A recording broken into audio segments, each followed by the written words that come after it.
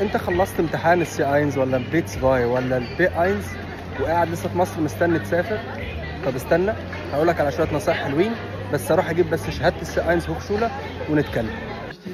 Moin, ich habe mein Zertifikat abzuholen. Das kann ich gerne machen. Sehr gerne.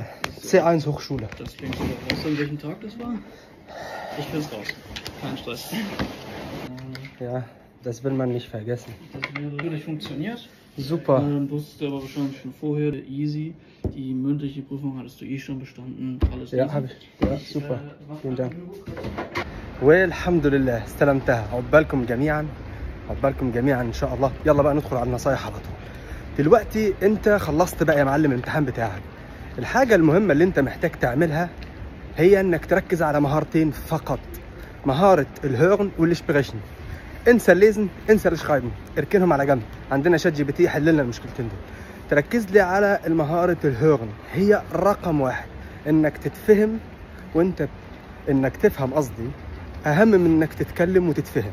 انك تفهم وتقول ايوه حاضر يا مخش تمام، فده هيساعدك ان هم الناس تتقبل اخطائك اللغويه اكتر من ان انت عايز تحاول تتكلم. طيب معناه ايه الكلام ده؟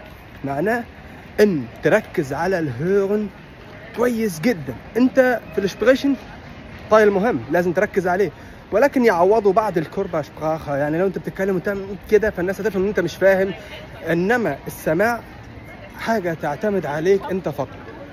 ركز في الهيرن والاسبريشن، المهارتين دول هم اللي هيرفعوا منك لغويا كويس جدا جدا. شكرا لاستماعكم للفيديو. اعمل فولو ومتابعه. معاكم معتز عجموغلي، اخصائي تمريض في المانيا. السلام عليكم.